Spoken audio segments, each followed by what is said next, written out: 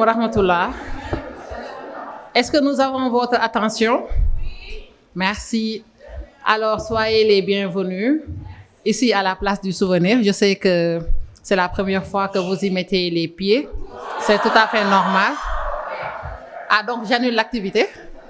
J'annule.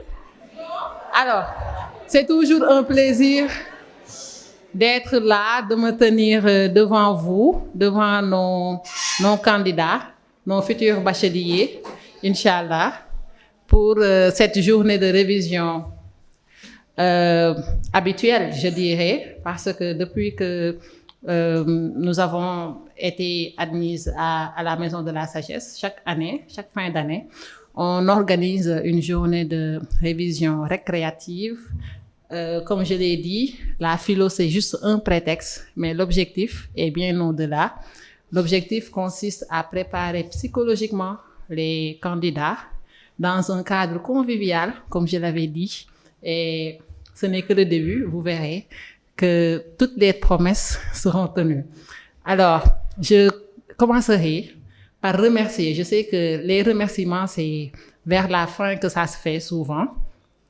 Mais quand le programme est riche, on risque d'être débordé et oublier de remercier des personnes importantes qui ont permis la réalisation de cette journée. Et là, je voudrais citer Monsieur Diaw, mon partenaire qui est là-bas derrière, qui n'a ménagé aucun effort pour que l'activité se tienne.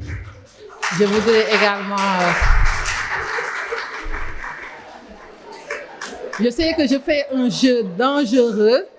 C'est un jeu dangereux auquel je me livre parce que quand on cite, on risque d'oublier des personnes importantes, mais par devoir, il me faut m'arrêter sur Monsieur Diaw, Monsieur Ndiaye, qui a été le premier à visiter ce cadre, tonton Souleymane, ceux qui étaient avec nous hier, ont pu sentir son engagement. Les collègues qui sont en bas, que j'appelle à tout moment, Monsieur Sall, ici présent, Madame Wade, ma grande sœur, qui ne cesse de m'accompagner. Et vraiment, je voudrais des applaudissements retentissants.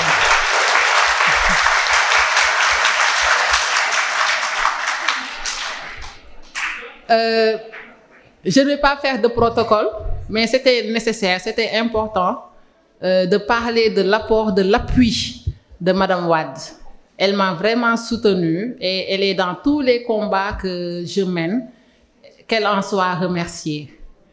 Les anciennes qui sont là, derrière, qui ont toujours été là et qui seront toujours là, soyez remerciées et nous espérons que ces candidats qu'on a en face de nous feront de même l'année prochaine pour leurs petits frères et petites sœurs. Nous sommes une famille. Je remercie le directeur des études, M. Sarré. Je remercie l'ensemble des collègues de la Maison de la Sagesse. Je remercie le déclarant responsable, Abdallah Loum.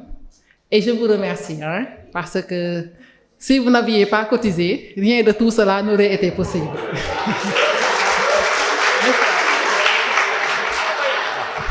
Alors, au fur et à mesure, vous découvrirez le programme avec nous. Il y a des gens que je déplace à n'importe quelle heure, sans pour autant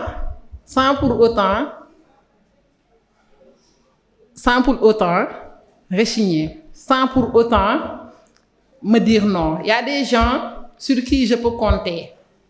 Et vous savez pertinemment que mon binôme ici présent a toujours été là pour moi.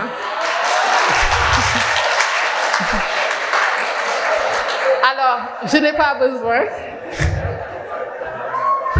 pas besoin de revenir là-dessus parce qu'en début d'année, vous aviez assisté à notre cérémonie de présentation d'ouvrage.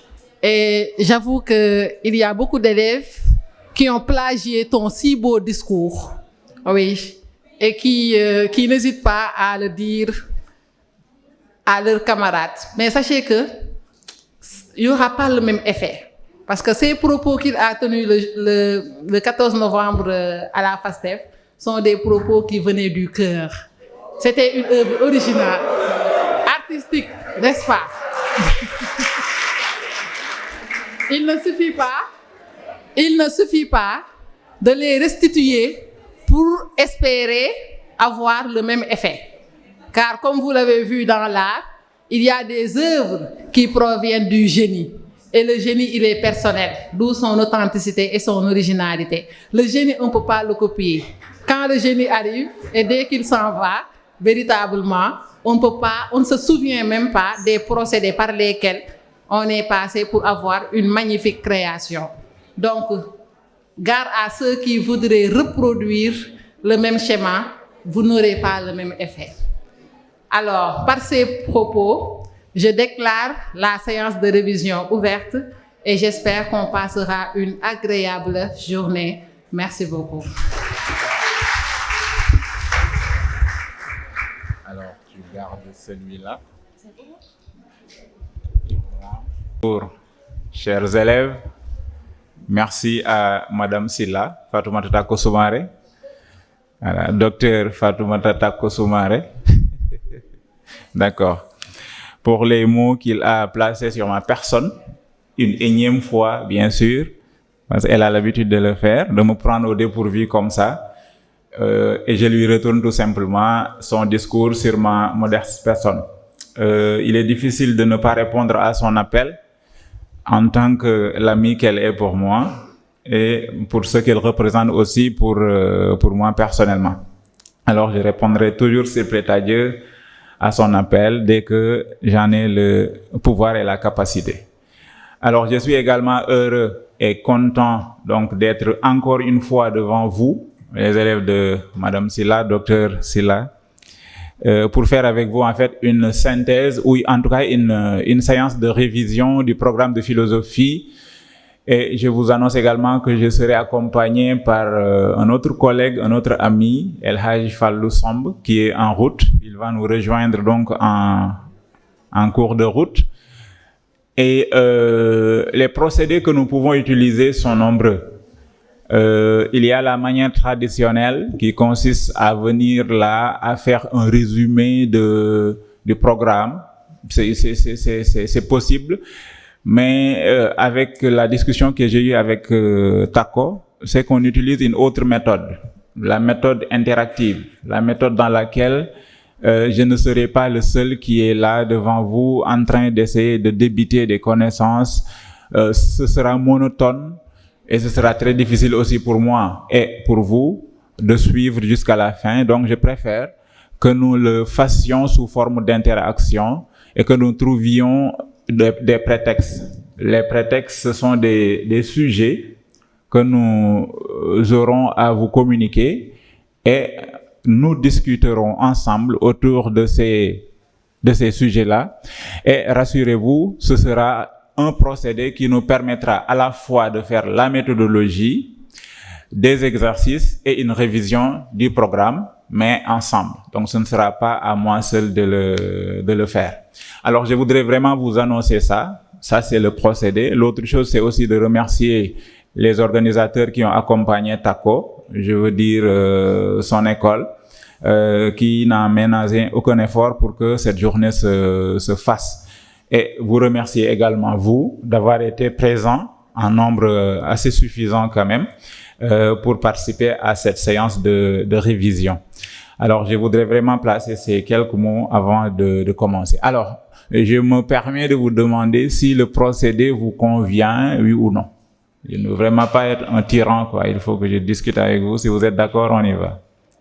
Est-ce que vous êtes d'accord pour qu'on puisse trouver le prétexte d'un sujet de dissertation autour duquel on va discuter ensemble pour réviser la méthodologie, faire un exercice en même temps et réviser aussi les points saillants du programme. Est-ce que cela vous convient? Parfait. Alors, je n'avais aucun sujet en tête quand je venais parce que Tako était tellement occupé qu'on n'a pas pu trouver le temps de faire un programme. Mais elle m'a quand même communiqué un sujet qui est extrêmement intéressant, qu'elle a peut-être un peu abordé, mais elle m'a dit de manière vraiment superficielle. Alors le sujet, c'est le bac français où peut-on penser sans préjugés?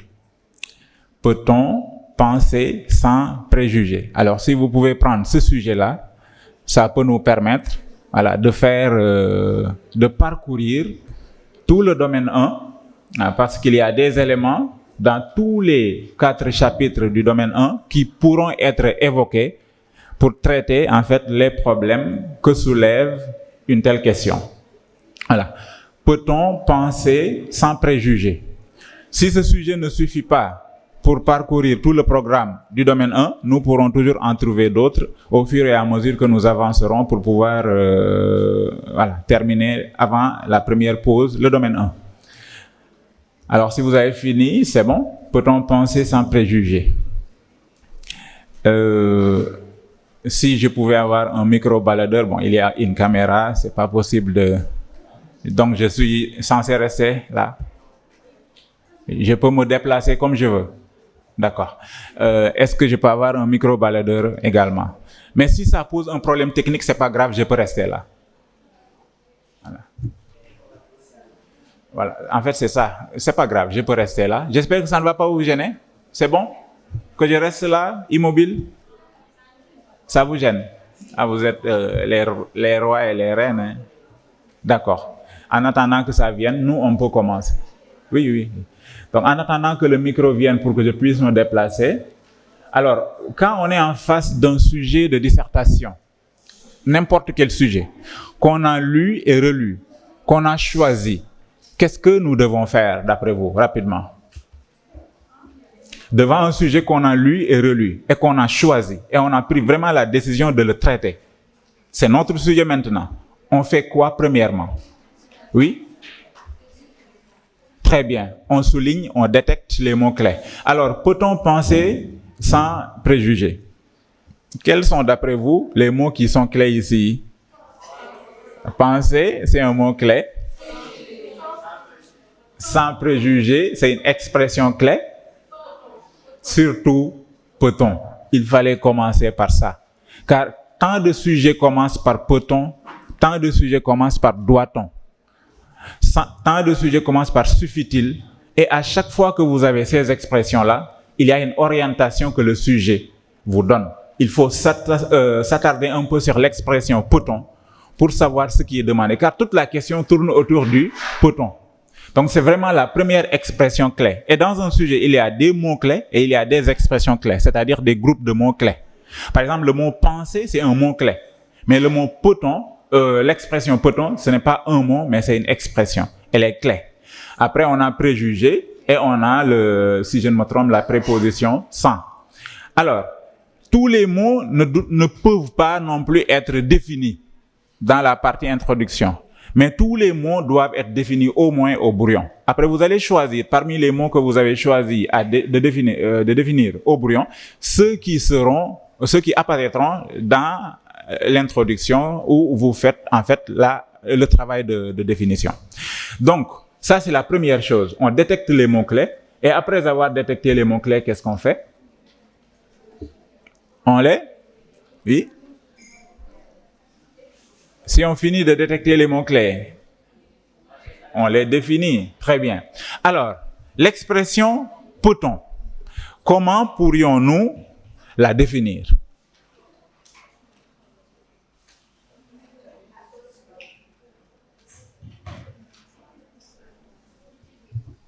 Pas toujours les mêmes?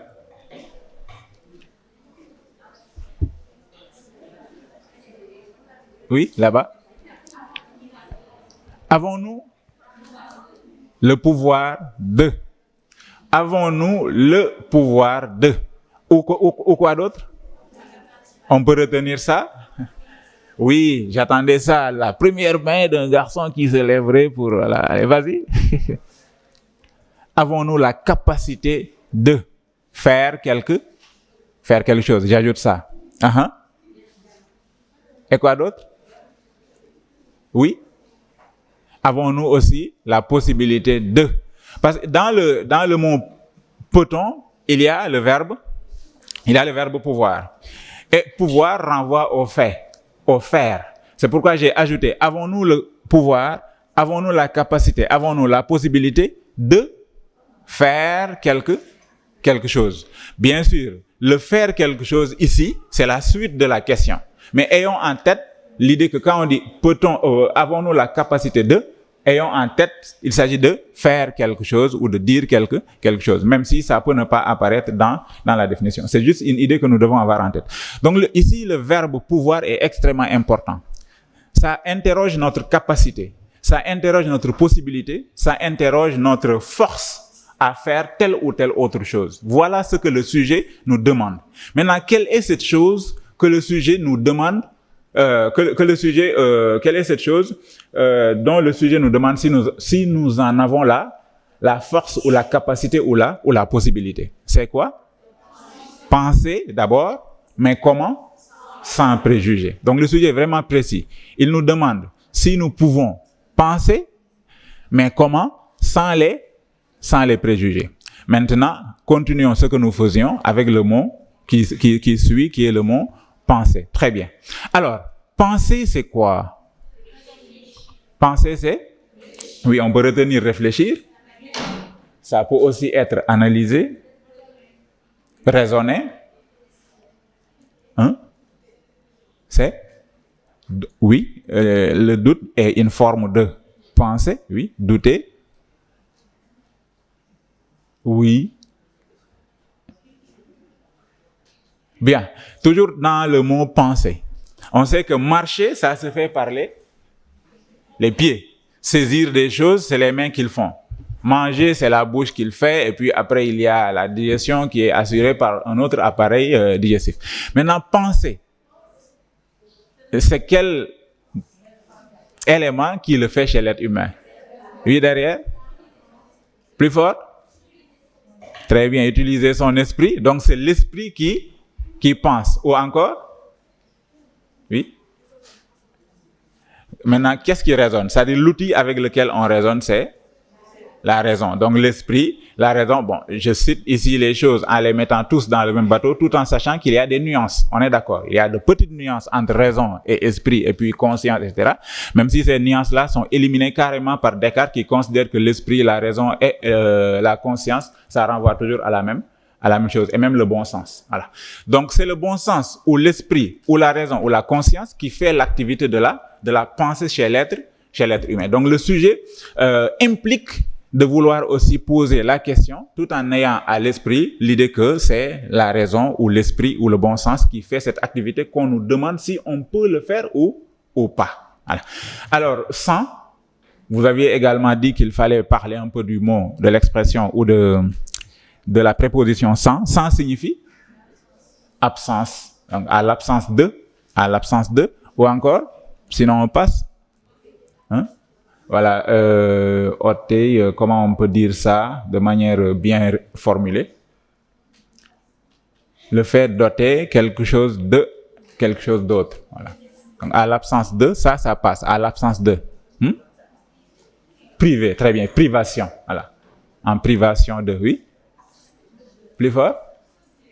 Associé. Dissocié. C'est bon. Oui, je peux me lever. Tiens, oui. Se départir de. Voilà. Après. Se séparer de ou se dissocier de. D'accord, c'est parfait. Alors, et le dernier mot? Préjugé, oui. Là-bas? Oui, préjugé peut signifier opinion. Ça peut signifier? Oui. Plus fort? Plus fort? La pensée de... En fait, ce sera très difficile pour vous de passer le micro comme en tout cas je le fais. Ok, comme ça. C'est pour la... On peut laisser comme ça. Je le pense, hein. Moi, je les entends. C'est bon? Voilà, c'est bon. Oui. Oui. Ce que pense la foule, ça aussi, ça peut être le sens du mot préjugé. Oui. Opinion? Opinion publique. Bon, je l'ai mis dans le sens de opinion. Certes, il y a plusieurs types d'opinions. Mais puisque le préjugé, il est, disons, juste opinion, et puis après, quand on sera dans le traitement du sujet, on va prendre le soin de préciser de quelle opinion on est en train de parler. Voilà. Mais le préjugé en tant que tel, c'est de vous donner des synonymes, mais que signifie le préjugé? Le préjugé en tant que tel? Oui? Critiquer. préjuger ne signifie pas critiquer. Je pense que c'est différent de critiquer. Préjuger. Déjà, il y a le mot, le nom préjugé et le verbe préjuger. Mais je pense que le sujet parle du nom. Sans préjuger et non pas sans préjuger comme le verbe. Sans préjuger comme nom. Je ne sais pas si vous comprenez ce que je dis. Vous avez dit critiquer. Donc, vous avez donné un synonyme verbal. Alors que le mot que nous sommes en train d'étudier, c'est un nom. Et quand on donne un synonyme à un nom, normalement, on doit donner un nom et non pas un verbe. Quand on donne un synonyme pour un verbe, on donne un verbe. Alors, on essaie de continuer, mais dans le sens du mot préjugé. Préjugé. Ce que vous avez dit, c'est bien, mais on peut quand même définir le mot préjugé, ça ne pose pas de problème, non? Oui, là-bas? S'appuyer sur des faits. Je pense que ce que j'ai dit à l'autre, vous ne l'avez pas entendu. J'ai dit, le mot préjugé ici, c'est un nom. D'accord? Et quand on définit un nom, on le définit à partir d'un nom. Quand on définit un verbe, on le définit à partir d'un verbe. Vous comprenez? Alors, s'appuyer sur, ça c'est le verbe s'appuyer. Alors qu'on définit le nom préjugé.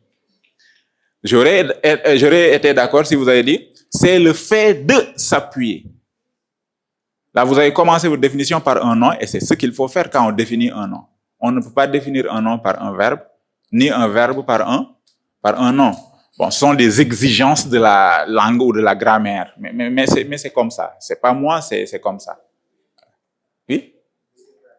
Plus fort? Voilà, là, ça s'approche, c'est très bien. Une vérité qui est préétablie. Alors, quand vous dites préétablie, vous pensez à quoi? Des idées reçues? Oui, préjugé peut signifier idée reçue, oui? Sans? Oui, mais j'entends pas, je suis désolé. Hein? Préétabli peut renvoyer au mot sans vérification, parce que c'est préétabli. C'est pas établi au moment où il fallait. Ici, établir signifierait donc poser ou reposer ce que l'on fait sur des vérifications, sur des justifications. Mais si c'est préétabli, cela veut dire que on n'est pas passé par des vérifications, on n'est pas passé par des justifications ou des démonstrations. Donc, il y a deux qui insistent. On commence par elle. Allez-y. Plus fort.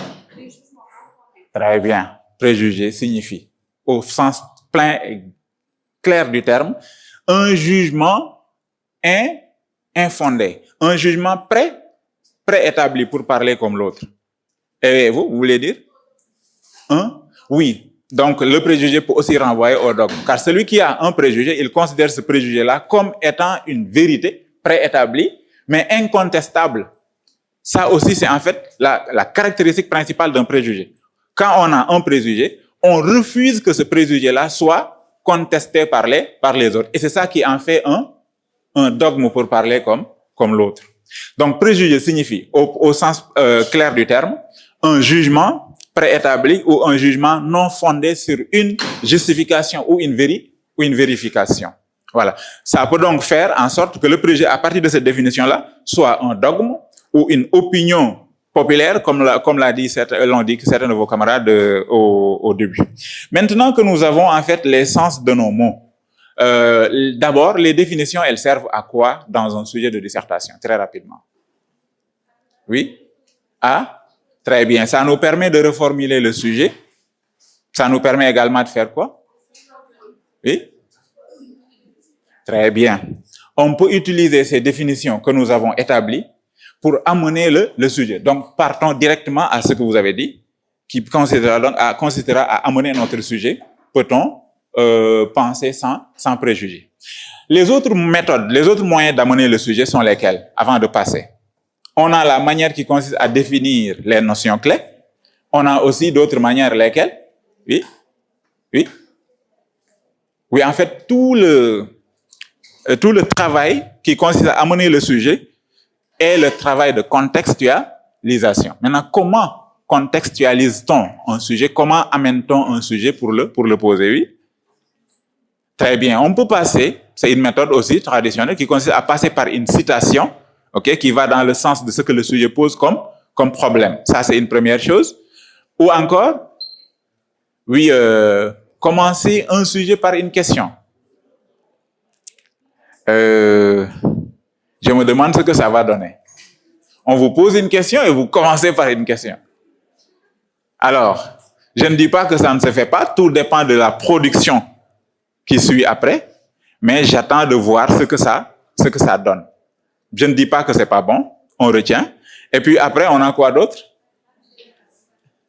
Ah, mais j'attends, hein, allez-y.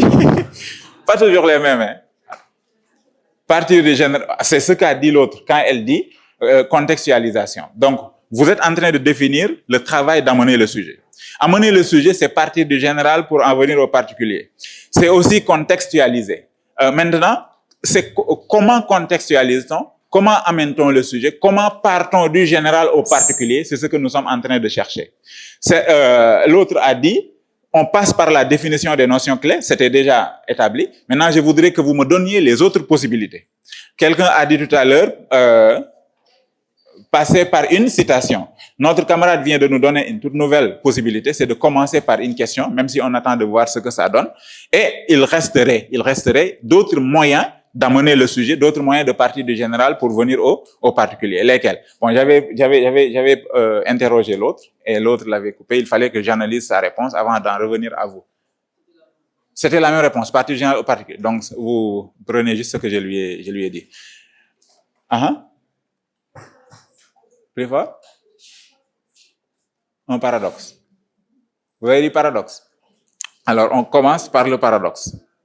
Alors, le paradoxe ici, il nous importe dans le sens où ça nous permet de voir ce qui est derrière le sujet, le présupposé du sujet, l'évidence du sujet. Et c'est ça dont nous aurons besoin pour produire notre problématique. Donc, on a plus besoin du paradoxe pour produire la problématique que pour amener le sujet. Donc, le moyen qui reste, c'est le fait de passer par une opinion générale. Attention, une opinion raisonnable, une opinion plus ou moins philosophique. Donc, une vérité généralement admise en philosophie pourrait nous servir également d'amener notre sujet. Donc, on a au moins 3 manières d'amener le sujet. En passant par la définition des notions clés, en passant par une citation que nous analysons pour nous amener directement à poser le sujet qui nous a été donné. Et puis, une troisième possibilité qui consiste à passer par une vérité générale, une opinion généralement admise, en tout cas en philosophie. Ça pourrait nous aider à amener notre sujet. Après, la question aussi, on attend à savoir ce que ça donne. Maintenant, de ces 3 moyens d'amener le sujet, celui que je suggère, et je donnerai les raisons pour lesquelles je suggère que l'on passe par ce moyen-là, c'est le moyen de la définition des notions. Pour plusieurs raisons. La définition des notions est meilleure que les 2 autres méthodes. Pourquoi? Parce que d'abord, la définition. La notion de définition, qu'on définisse les choses en mathématiques, en histoire, en géographie, en français, dans n'importe quelle autre discipline, c'est bien. Mais qu'on le fasse ailleurs ou en philo, c'est en fait une activité purement philosophique. La définition, elle est par essence philosophique. La philosophie commence d'abord et avant toute chose par définir les notions qu'elle utilise avant de commencer son travail. Ce qui signifie que la définition est une activité extrêmement importante en philosophie. Vous prenez des auteurs classiques comme Platon ou comme Aristote, quand ils commencent à écrire de grands livres, les premiers chapitres sont réservés à la définition de tous les concepts qu'ils se chargeront d'utiliser dans la suite. Vous prenez par l'exemple du grand livre d'Aristote qui s'appelle la métaphysique. Tout le livre 1 de la métaphysique consiste à définir les notions qu'il va utiliser. La notion d'essence, la notion de mouvement, la notion de changement, la notion de Dieu, la notion de moteur ou premier moteur. Ce sont tous des notions qui sont clés dans la philosophie d'Aristote, mais il prend le soin de les définir d'abord dans ce premier chapitre ou dans ce premier livre avant de passer aux livres suivants qui vont maintenant dérouler toute sa pensée. Descartes également dit que si nous ne nous entendons pas dans une discussion, c'est parce que tout simplement nous ne nous entendons pas sur le sens que nous donnons aux mots que nous utilisons. Donc avant de commencer toute discussion, passons d'abord par la définition de ces notions-là, si tout est clair à notre esprit et qu'on sait que quand on dit tel mot, on sait à quoi ça renvoie, ça nous permettra de nous entendre par la suite. Donc la définition, elle est un travail extrêmement philosophique et c'est pourquoi je recommande à tous mes élèves de passer par cette méthode de la définition des notions pour pouvoir amener le sujet. Ça, c'était la première raison.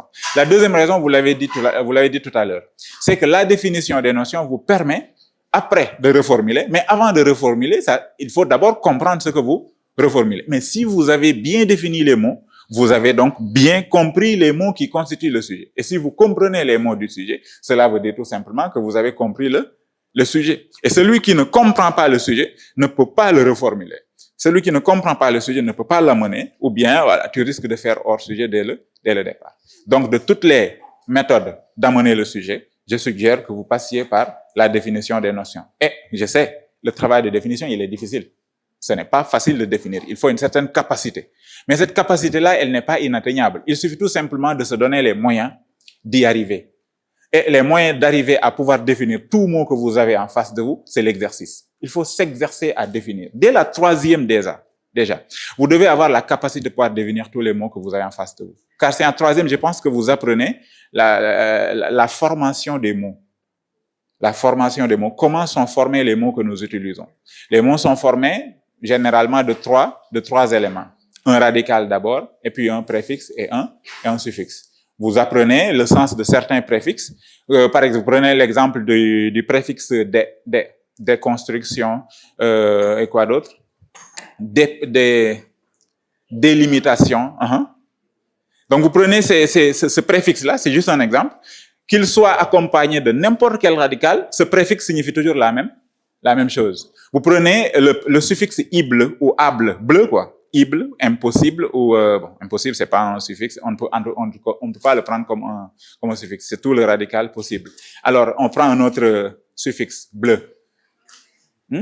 Mangeable, par exemple, mangeable ou encore prenable. Plus fort? Traitable. Traitable. Donc, vous mettez le oui derrière. Vous prenez le suffixe bleu, vous le mettez avec n'importe quel radical, il signifie toujours la même chose. C'est la possibilité de faire quelque chose. Mangeable, il est possible de le manger. Traitable, possible de le traiter, etc., etc.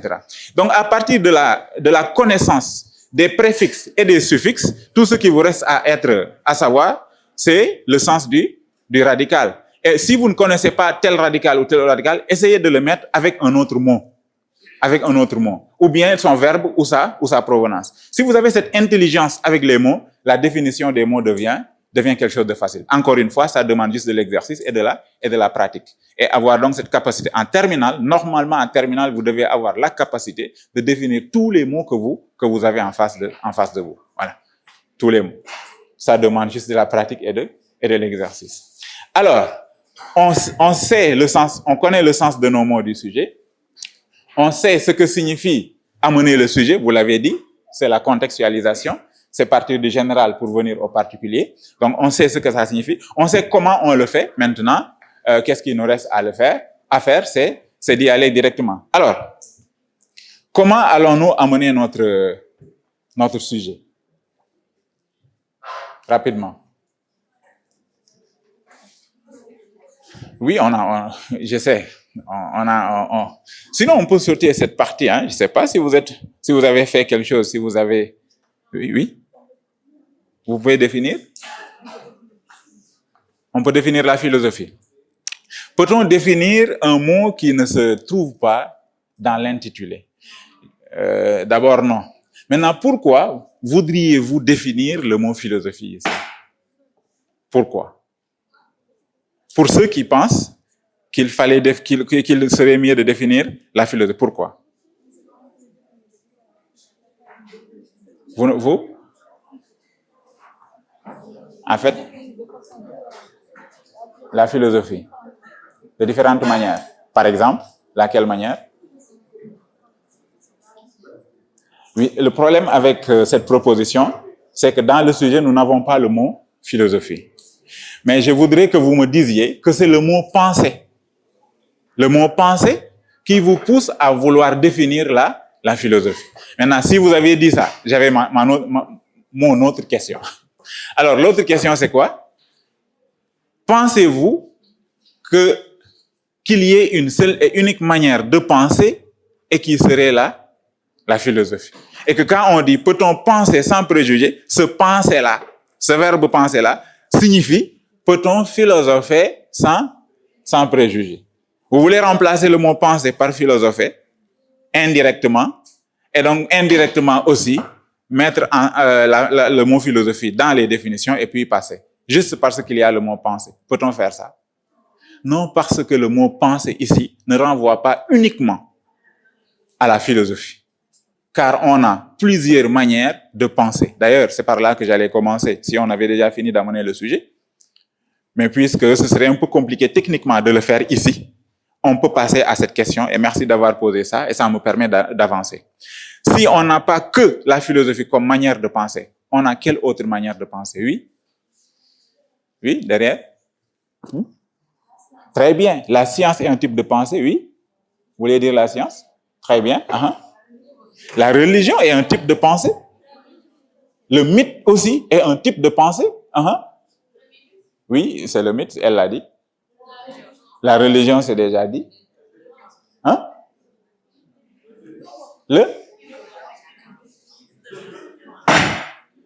Le doute, c'est une discipline. On est en train de citer des disciplines. Le doute, c'est une modalité de la pensée. OK? Mais peut-être pas un pion, le mythe, etc. Vous comprenez? Donc, on cite les disciplines qui sont des disciplines de réflexion, de pensée.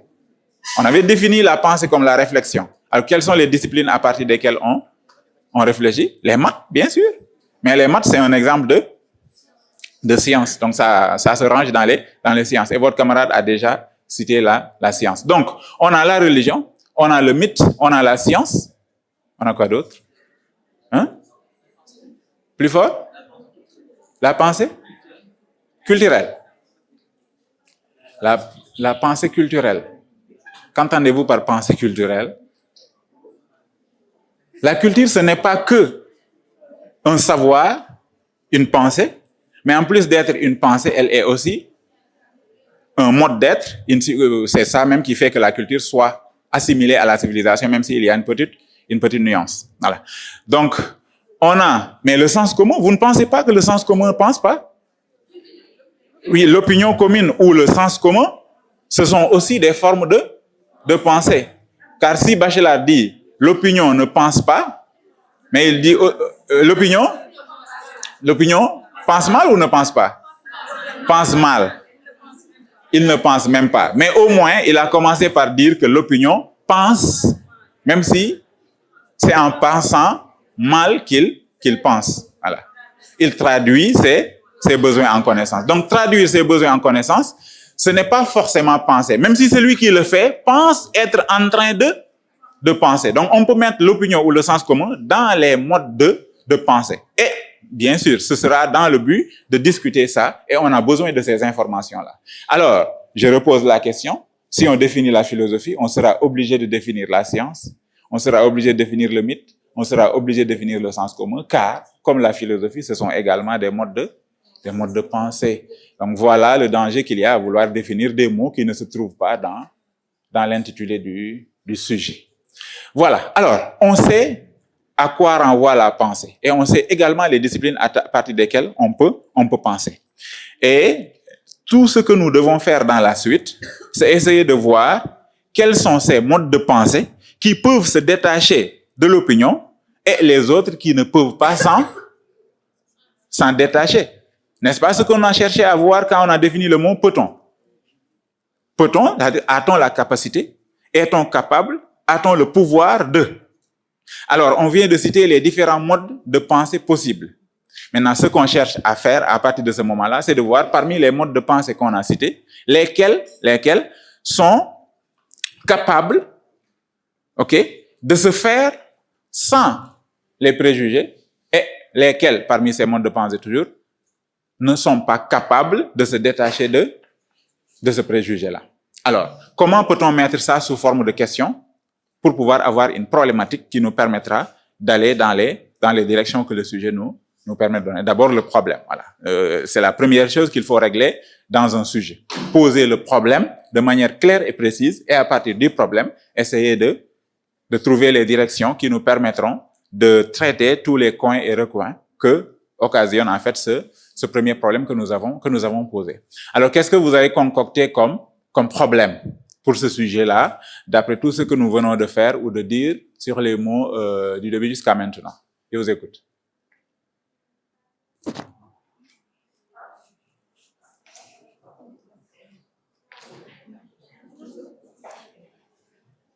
Oui.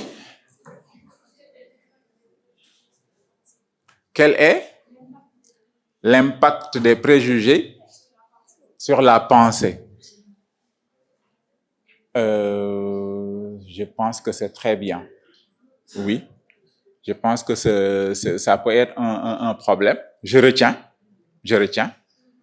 Oui. En toute objectivité. Alors, qu'est-ce que vous constatez avec la proposition de notre camarade? Hein? Très bien. Bon, la faute, c'est peut-être à moi que ça incombe. Il fallait d'abord reformuler avant de passer au problème. Alors, monsieur, merci de nous rappeler que nous devrions reformuler d'abord le sujet avant de poser le problème. Donc, nous prenons ce que vous avez proposé, non pas comme le problème, mais comme la reformulation. Vous reprenez, s'il vous plaît? Est-on en mesure de penser en toute objectivité? Donc, on peut prendre ça comme étant la reformulation. Je reviendrai tout à l'heure sur la différence qu'il y a entre reformulation et problème. Je suis sûr que si je continue à prendre les propositions, j'aurai quelqu'un d'autre qui aurait reformulé, mais qui ne donnerait pas le problème. Je vous connais. Je ne suis pas votre prof, mais je vous connais. Voilà. Car j'ai des élèves comme vous. Voilà. Oui, allez-y. Problème, oui. Allez-y. Peut-on réellement, de manière libre et... J'avais dit que je vous connaissais. Je vous connaissais autant pour moi. Peut-on réellement penser de manière libre? Qu'est-ce que vous constatez? C'est la reformulation. Le problème, pour s'arrêter un peu sur le problème, parce que ce que nous faisons, c'est certes une révision, mais c'est aussi une méthodologie. Donc, on s'arrête un peu sur les points de la méthodologie. Le problème, c'est une grande question qui est ouverte, qui peut avoir plusieurs solutions possibles et qui ne donne pas une seule et unique direction vers laquelle nous sommes obligés d'aller. Est-ce que vous me comprenez? Bon, je parle comme ça de manière abstraite, mais il faut carrément dire ça et le comprendre. Et après, on donnera des exemples pour pouvoir savoir ce que l'on est en train de dire. Donc, je répète, le problème, ça doit être une grande question qui est ouverte. Parce qu'elle est ouverte, elle peut avoir non pas une seule solution, mais plusieurs solutions. Et non seulement les solutions sont plurielles, les solutions possibles sont plurielles, mais elles sont souvent opposées. Et c'est ça qui fait problème. Ce qui pose problème, c'est qu'on a une question, mais que cette question-là, elle n'a pas une seule solution, mais elle a plusieurs solutions. Et les solutions qu'on peut avoir avec, ou bien pour ce problème-là, sont des solutions qui sont totalement opposées ou même, voilà, qui vont en tout cas dans un sens et dans un autre. Alors, je reprends. Si vous dites, la question que vous avez posée, quel est l'impact des préjugés sur la pensée? Alors, quand je dis quel est l'impact, certes, elle a utilisé le mot impact qui est singulier, mais l'impact pourrait être pluriel. C'est-à-dire, on peut penser avec les préjugés comme on peut penser sans les préjugés. Si on pense avec les préjugés, il y a un impact fort sur la pensée par les préjugés. Mais si on arrive à penser tout en nous détachant des préjugés, cet impact-là devient nul. Il n'est plus là. Donc voilà le problème, un exemple de problème. Par contre, quand je dis, vous aviez dit pour votre proposition, voilà, là, ça peut être un problème, selon ce que je viens de dire. Mais c'est en fait le sujet, mais posé d'une autre manière. Parce que chaque sujet est un problème. C'est une question qui va dans un sens ou dans un autre. Mais si on arrive à avoir la même densité dans une question, mais qui ne soit pas la même structure du sujet, là, on a un problème et je pense que c'est ce qu'a réussi votre camarade. Donc, poser le problème, c'est poser en fait la question qui est derrière la question du sujet, mais qui nous donne en fait des directions qui sont différentes et qui nous permettraient de résoudre en fait notre sujet. Si on arrive à faire ça, c'est pas facile. Poser le problème est la chose la plus difficile dans une introduction. Je comprends donc que les choses aillent dans beaucoup de sens. Donc, on prend quel est l'impact des préjugés sur la pensée et quoi d'autre? Peut-être qu'après mon explication, certains se sont rendus compte du sens et on peut donner quelque chose. Oui, vas-y. Est-on capable de raisonner sans préjugés? C'est toujours une reformulation du sujet. D'ailleurs, on avait défini peut-on par est-on capable de. Ici, le contexte. Quelqu'un a parlé d'une chose extrêmement importante. Pour donner le problème, il y a une méthode. La méthode, c'est de passer par le contexte. Amener le sujet, vous aviez dit que c'est le fait de contextualiser. Et le contexte, c'est quoi? C'est ce à quoi nous invite le sujet. Alors, donnons ce à quoi nous invite le sujet. Le sujet nous invite à faire quoi? Si on arrive à trouver ça, et à partir de ça, on aura le problème très facilement. Allons-y. À quoi nous invite le sujet? À réfléchir sur quoi? Uniquement sur les préjugés. Sur la pensée. Pourquoi sans préjugés? C'est le sujet qui dit sans préjugés. Mais nous, qu'est-ce que nous devons dire après avoir lu le sujet? Oui? Très bien. Donc le sujet nous invite à réfléchir sur le rapport, ou bien sur le rapport qu'entretient les préjugés avec, ou la pensée et les préjugés. Rapport entre pensée et préjugés. Ça, c'est le contexte général auquel appartient le sujet. Si vous voulez poser un problème, passez par là-bas. C'est la méthode la plus facile. Et vous le verrez lorsqu'on posera un problème à partir de ça. Mais continuons à donner des exemples. Le sujet nous invite à réfléchir sur quoi? Sur les rapports entre pensée et préjugés. D'accord? Ou encore? Oui, ici. Qui n'avait encore pris la parole, oui. Plus fort. Sur les enjeux de la pensée en relation avec les préjugés. Il faut toujours être dans le contexte du sujet. Si vous dites la pensée uniquement, en oubliant le mot-clé qui est préjugé, vous pouvez risquer de manquer le problème. Alors donc, voilà. Si vous trouvez ce contexte-là, qui est le particulier, on a dit à l'heure que ça nous permet de partir du général pour venir au particulier, ça c'est le général. Poser le sujet maintenant de manière particulière, et puis à partir de ce cadre général-là, on peut sortir le problème. Donc, on retient. Le sujet nous invite à réfléchir sur les rapports qui existent entre pensée et préjugés. Ça nous invite à réfléchir sur les enjeux de la pensée en relation avec les préjugés. Maintenant, quelles questions peut-on poser à partir de ce contexte-là et qui pourrait nous permettre de résoudre, tout le sujet qui a été posé au départ? Écoutez ça en mettant ça en relation avec la proposition de votre camarade et l'explication que j'ai donnée sur le mot problème. Comme ça, je pense que ce sera plus facile de sortir le problème. Allez-y. Prenons l'exemple, un exemple. Le sujet nous invite à réfléchir sur les rapports qu'il y a entre pensée et préjugés.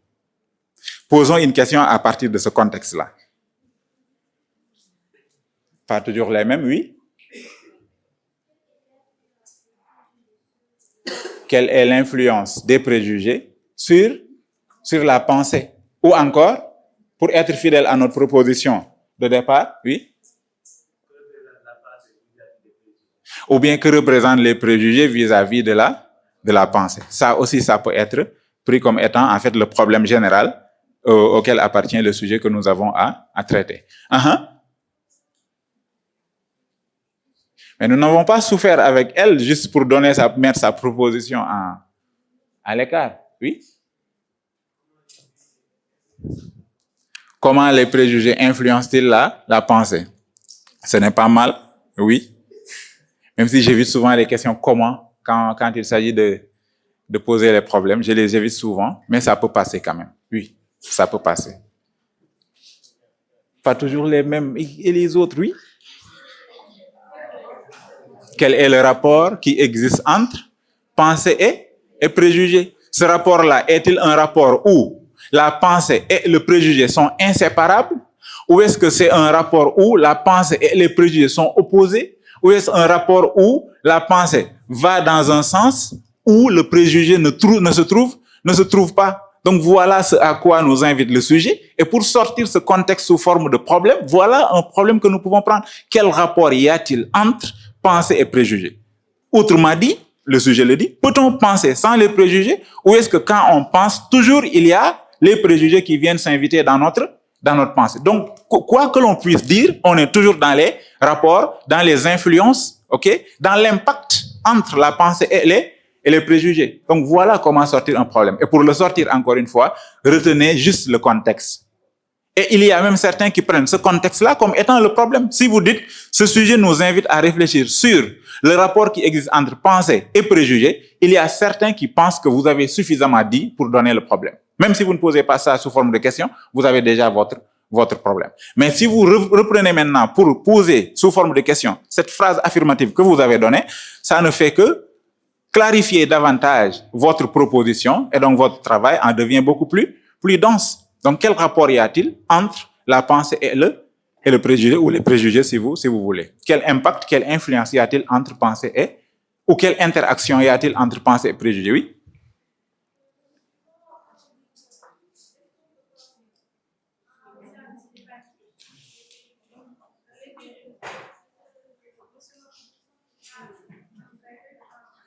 Ne sont-ils pas? Bien sûr, on va passer en revue toutes ces propositions-là. Actuellement, là, on est en train juste de problématiser. Et dès l'instant qu'on finira de problématiser, on essayera de prendre toutes les pistes parmi lesquelles, effectivement, il y aura une piste qui reviendra sur le fait que les préjugés sont comme un blocage pour la pensée. On parlera des obstacles épistémologiques. Okay? Donc, c'est un sujet qui traverse le domaine 1, mais qui aussi peut être traité sur la base de ce qui a été dit dans le domaine 3, où il était question de parler des obstacles épistémologiques. Parmi les obstacles épistémologiques, il y a effectivement nos opinions, nos préjugés, et donc qui nous empêchent d'avancer dans la recherche de la connaissance. Et dans ce sens-là, effectivement, les préjugés peuvent être des blocages ou des obstacles. Actuellement, on est en train de problématiser. Et après la problématisation, on va trouver les pistes dans la thèse et puis des pistes d'antithèse pour pouvoir entrer en détail dans le programme et trouver les éléments de résolution des questions. Voilà. Alors, c'est bon? Le problème, c'est bon? Alors, après le problème, on fait quoi? Alors, en fait, dès l'instant qu'on pose le problème, on a commencé à problématiser. Donc, la problématisation, c'est tout un ensemble. La problématisation, comme son nom l'indique, comme sa base l'indique, ça part d'un problème à partir duquel on pose d'autres, je ne dirais pas d'autres petits problèmes, mais en tout cas d'autres aspects de ce problème-là qui iront dans un sens ou dans l'autre et permettraient donc de résoudre le grand problème qu'on a posé en haut. Donc tout ça, c'est la problématisation. Donc c'est poser le problème et poser d'autres questions à partir de ce problème-là. Tout l'ensemble aussi, on l'appelle souvent problématique. La problématique, c'est une série de problèmes, c'est une série de questions, c'est un ensemble de problèmes. C'est un ensemble de problèmes. Donc, faire une problématique, c'est problématiser.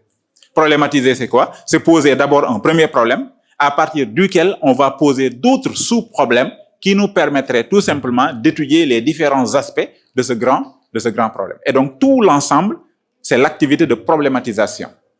Je ne sais pas si vous saisissez. Donc, c'est juste des mots où il y a des nuances entre eux, mais qui renvoient à une même direction. Voilà. Donc, après avoir posé le problème, on pose des questions qui vont nous permettre de résoudre ce grand problème. Alors, quelle première question peut-on poser? Alors, cette question-là devrait être la question qui nous permettra de réussir notre thèse.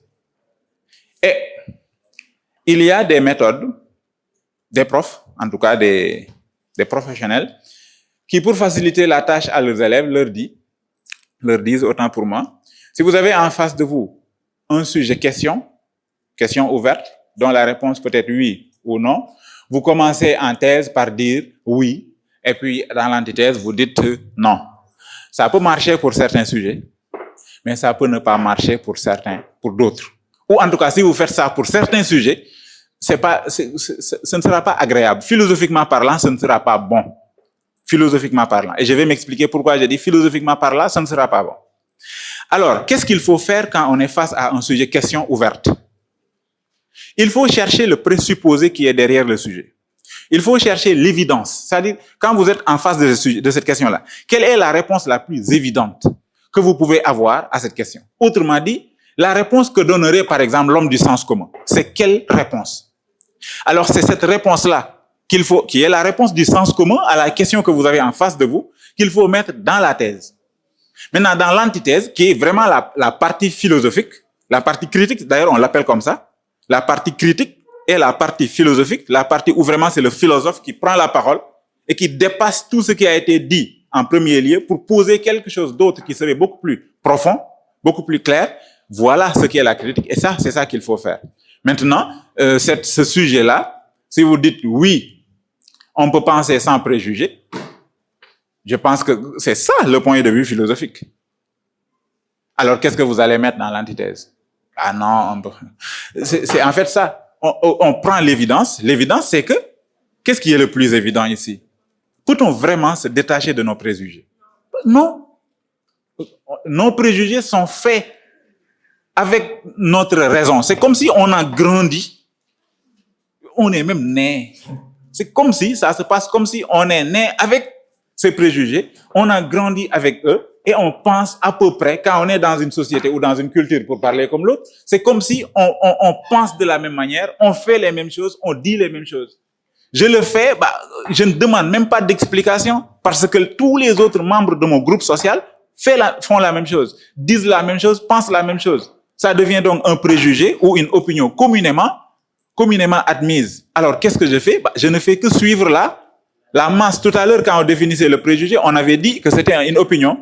Et on avait même qualifié l'opinion comme étant l'opinion commune ou l'opinion populaire. Et on a même repris tout à l'heure la définition de Bachelard, qui dit que l'opinion pense mal, elle ne pense pas, elle ne fait que traduire ses besoins en connaissance. Donc, si on voit que l'opinion, c'est ce que tout le monde fait, c'est ce que tout le monde dit, c'est le comportement de tout le monde, alors le préjugé ici, ce n'est rien d'autre que le fait de penser de la même manière que tous les autres avec qui on partage les mêmes cultures, les mêmes visions, les mêmes choses. Alors ça, c'est vraiment la réponse la plus évidente à la question, peut-on penser sans les préjugés? La réponse la plus évidente, c'est de dire non, on ne peut pas se départir de nos préjugés. On ne peut pas penser sans eux.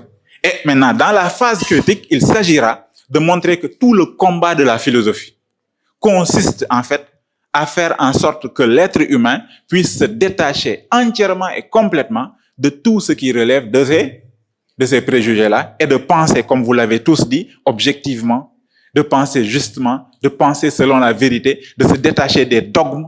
Tout ça, c'est ce que la philosophie essaie de faire. Bien sûr, je prends l'exemple de la pensée philosophique, même si on peut aussi prendre l'exemple de la pensée scientifique quand il s'agit de se détacher, de se départir de ces préjugés. Donc, il fallait que je fasse ça avant qu'on ne passe aux questions que nous poserons pour pouvoir faire notre thèse et notre antithèse. Alors, peut-on maintenant passer à ces questions? Par exemple, quelles questions peut-on poser ici pour notre thèse? Oui? Plus fort? Anéantirait-il la pensée? Très bien. Le mot anéantir, le verbe anéantir, trahir. Est-ce qu'on ne peut pas avoir autre chose comme verbe ici? Anéantir, je pense que c'est un peu trop fort. Le sujet dit juste penser sans préjugés. Et ce que l'on cherche à faire dans notre thèse, c'est montrer qu'on ne peut pas penser sans préjugés. Donc, on pense toujours avec les préjugés.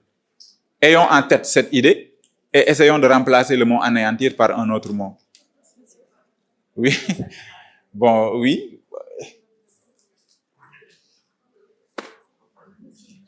Bon, allons-y. Oui? Comment peut-on penser sans préjugés? Est-ce que ça, ce n'est pas pour la thèse? Pour l'antithèse, autant pour moi. C'est une bonne question, mais une question qui nous permettrait de poser notre antithèse, car on a besoin de ce point de vue qui est extrêmement philosophique dans la phase critique. Vous comprenez? Voilà. Oui? Très bien. En quoi le préjugé affecte-t-il? Anéantir, je pense que c'était un mot un peu trop fort. Vous avez poussé sur le bouton un peu trop fort. Donc, il fallait un peu élever le pied pour voilà, avoir un mot beaucoup plus soft. Donc, en quoi le préjugé affecterait-il notre pensée, ou notre manière de penser, ou notre manière de réfléchir? N'est-ce pas? Alors, ou quoi d'autre? Quelle proposition peut-on avoir? Oui, d'abord là-bas, et puis après je reviens à vous. Allez-y. La réflexion objective est-elle possible? Ça, on en aurait besoin si on était dans la reformulation. C'est une très bonne reformulation du sujet. Donc, parce que là, on peut répondre par oui ou par non, et ça pose le problème du sujet. Vous voyez un peu? Voilà. Donc là, on veut vraiment aller dans une direction. La direction vers laquelle nous voulons aller, c'est la direction qui nous dit qu'on ne peut pas du tout penser sans les préjugés. C'est pourquoi j'ai pris cette proposition qui dit en quoi ou comment les préjugés affectent-ils notre pensée. C'est tout ce que nous voulons dire, autant pour moi. Oui, j'avais promis à celle-là de revenir à elle, donc je vais vers elle et puis je vous reviens. D'accord? C'est promis. Allez-y. En quoi? Quel déterminisme? Très bien. Moi, j'aime bien ça, mais quel déterminisme? Parce qu'il y a plusieurs types de déterminisme. Ici, on parle de quel déterminisme? Ah, bien sûr. En quoi le déterminisme social à travers les préjugés? Pour être toujours dans le sujet. Parce que on est déterminé pour dire, waouh, qui est-ce que n'est que la liberté? Mais on est social, on est, ah, ok. Mais bataille desna. Parce que parmi les déterminismes sociaux, il y a beaucoup de choses. Mais ici, ce dont on a besoin vraiment, ce sont les préjugés. Donc, vous pouvez mieux préciser en disant en quoi le déterminisme social, virgule, à travers les préjugés, voilà, après, affecte-t-il, voilà, notre mode de pensée ou notre mode de réflexion. Ça, c'est vraiment très bien. Alors, j'avais promis aux autres de revenir à eux, je vais le faire. Je tiens toujours mes provinces, oui.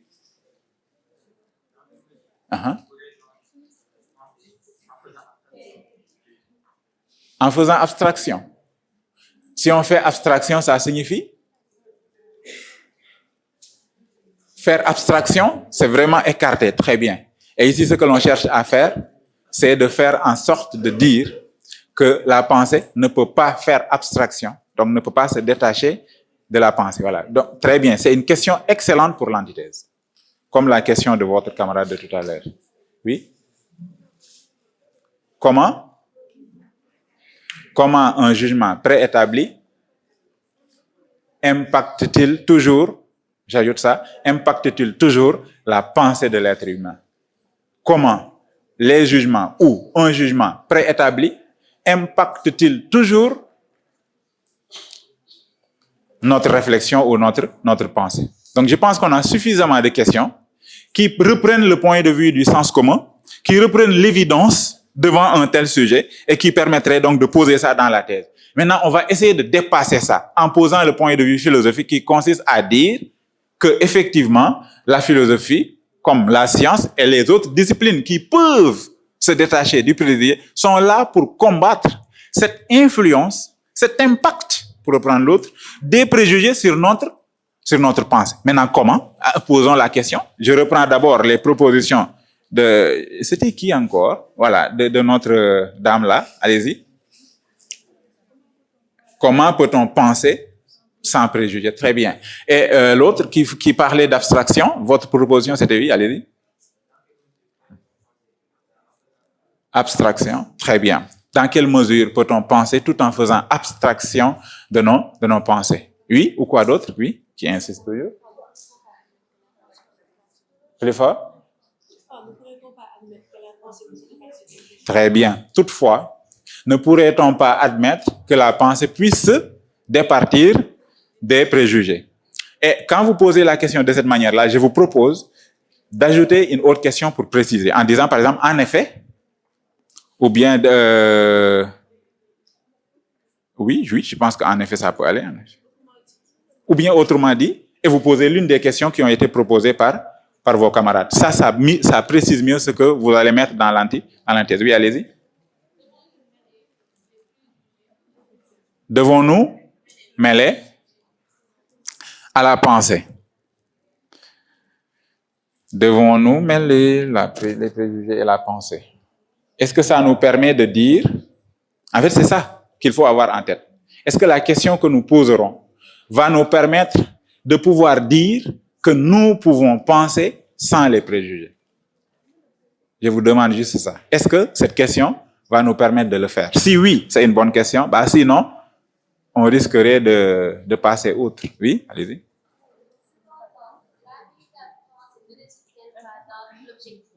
Très bien. Cependant, la pensée véritable, ok, qu'elle soit scientifique, mythologique, philosophique, etc., ne réside-t-elle pas dans son caractère objectif? Et ici, par objectivité, on entend le fait de penser sans pour autant faire référence à nos préjugés, à nos opinions, à nos sentiments, à nos jugements. Maintenant que nous avons, oui, une dernière proposition. Oui. Vous voudriez savoir, dans l'antithèse, plus fort?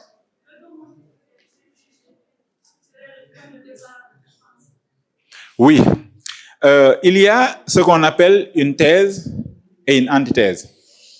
Mais il y a aussi la possibilité d'aller plus loin. Au baccalauréat, quand nous faisons le canevas, bon, c'est pas moi, hein, quand la commission nationale de philosophie fait le canevas de correction de tous les sujets, il y a toujours, à la fin de chaque proposition de correction de sujet, une partie qui dit on appréciera le candidat qui ira jusqu'à montrer que. Donc c'est vraiment, au-delà de la thèse et de l'antithèse, un dépassement qui serait une sorte de synthèse, mais pas synthèse comme résumé, mais synthèse au vrai sens du terme. Synthèse comme dépassement de la contradiction qu'il y a entre la thèse et l'antithèse. Et si vous dites ça, ce serait un très beau dépassement de cette contradiction qu'il y a entre la thèse qui dit on ne peut pas penser sans les préjugés, on ne peut pas penser, oui, sans les préjugés, et l'autre antithèse qui dit on peut bel et bien penser tout en se détachant des préjugés. Donc il faut aller au-delà de cette contradiction et montrer à la thèse comme à l'antithèse qu'en fait, il n'y a pas de problème à penser sans ou avec les préjugés. Si on sait que les préjugés sont en quelque sorte des points de départ pour toute forme de pensée. Donc vous êtes allé au-delà de la contradiction qu'il y a entre la thèse et l'antithèse, et souvent ce sont les copies qui s'en sortent avec des 17 ou encore des 16, car c'est une chose qui n'est pas facile à faire. C'est pourquoi la commission dit on appréciera davantage le candidat qui ira jusqu'à montrer que. Alors pour ce sujet-là, certainement la commission montrera que le préjugé est le point de départ de la pensée. Effectivement, chez Platon, qui considère qu'il y a le monde intelligible et le monde sensible, et que la connaissance qui porte sur le monde sensible, c'est l'opinion, et la connaissance qui porte sur le monde intelligible, c'est effectivement la science. Mais on ne peut pas quitter le monde sensible pour aller directement au monde intelligible. Il faut passer par les éléments les plus bas vers les éléments les plus élevés. Ce qui signifie qu'on est obligé de considérer les opinions qui sont les connaissances qui portent sur le monde sensible, qui de toute façon ne sont pas des sciences ou des connaissances absolues et donc données une bonne fois pour toutes, mais ce sont des connaissances certes, mais des connaissances qu'il faut dépasser. Ce qui signifie, d'après Platon, et dans le sens de ce que vous avez dit, le point de vue, l'opinion, ou en tout cas le préjugé, est le point de départ pour pouvoir trouver la connaissance véritable qui est la science qui porte sur le monde intelligible. Donc, effectivement, on peut bel et bien mettre ça, mais ce ne sera pas dans l'antithèse, mais dans ce qu'on appellerait la synthèse, qui, encore une fois, n'est pas le résumé de la thèse et de l'antithèse. La synthèse, c'est le dépassement de la contradiction qui se trouve entre la thèse et l'antithèse. Voilà. C'est tellement difficile à faire qu'on l'a vraiment élagué de manière implicite. Hein. Même si quelqu'un arrive à le faire, sa copie sera appréciée de manière différente des autres copies. Voilà. Ku def moo def synthèse, ku deful synthèse defo. Donc 14 filles, 17 filles. Mais 14 c'est déjà quelque chose, non? Voilà. Bien. Mais 14 encore que, il faut poser un bon problème, une bonne problématique, et puis voilà, une bonne thèse et une bonne antithèse. Donc pour s'arrêter un peu sur ça, sachez que au bac, on attend à ce que vous soyez bon sur 3 registres. Vous devez avoir la capacité à conceptualiser et à problématiser. C'est noté sur 7. Vous devez avoir la capacité à argumenter, c'est noté sur 8. Vous devez également avoir la capacité à communiquer dans un bon français avec la cohérence, la logique, l'exactitude, la justesse. La justesse dans les mots, dans les idées, et c'est noté sur 5. Alors vous avez votre 20, tout fait. Ah, mais bien sûr, 7 plus 8 plus 5, ça fait 20. C'est facile, non? Conceptualiser, c'est savoir trouver les concepts, les idées qu'il faut pour les mobiliser pour résoudre les problèmes. Et les problèmes les poser, c'est problématiser. On l'a fait. Argumenter, c'est trouver les pistes qu'il faut donner à notre pensée et trouver les arguments qu'il faut pour les clarifier. Vous faites ça, vous avez votre 15. Et puis savoir parler dans un bon français, avec la cohérence et la logique et toute la justesse qui va avec, ou bien qui vont avec, vous vous retrouvez avec votre 5 et puis vous avez 20. C'est tout simplement ça. Hein. Voilà. Donc essayez au moins de perdre moins de points dans chaque niveau. Conceptualisation, ne perdez pas plus de 2 points. Argumentation, ne perdez pas plus de 2 points. Si vous faites ça, vous retrouverez avec une bonne moyenne. Mais si vous perdez la moitié en conceptualisation, la moitié en argumentation et plus de la moitié en communication, alors là, c'est 8 ou 9 ou 7. Voilà. Ça peut poser problème. C'est bon? Maintenant, on passe. Nous avons notre problématique et nous avons les directions. Et c'est là où nous essayerons maintenant de trouver les éléments dans notre domaine 1 pour pouvoir résoudre le problème. Donc, la thèse. Nous ne pouvons pas penser sans les préjugés. Quels sont, d'après vous, les éléments qui peuvent nous aider à dire que l'être humain est quelqu'un qui, à chaque fois où il réfléchit, il est toujours déterminé socialement, il est toujours déterminé par un ensemble de choses qui appartiennent à sa société, qui appartiennent à... Cet être humain-là, c'est qui et comment est-il déterminé jusqu'à ce que l'on dise qu'il ne peut pas se départager de ses opinions. Voilà. Allez-y. Oui. On parle du déterminisme, le dogmatisme social. Qu'entendez-vous par le dogmatisme social?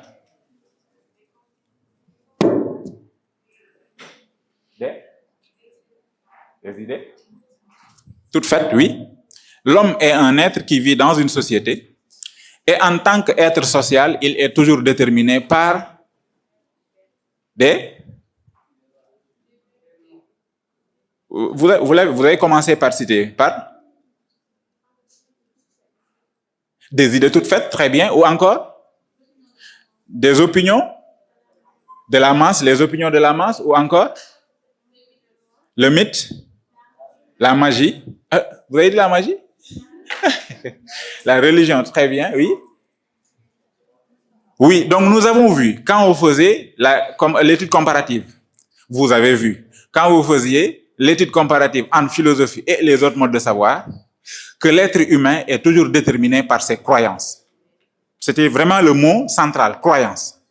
Croyance religieuse, croyance populaire, croyance mythologique. Croyance religieuse, c'est que l'être humain est d'abord un croyant. Et il y a la religion qui détermine sa vie, en général, même s'il y a des gens qui ne croient pas en la religion. On pense au général. Donc l'homme est un être qui généralement est un croyant, et en tant que croyant, il est déterminé par sa religion.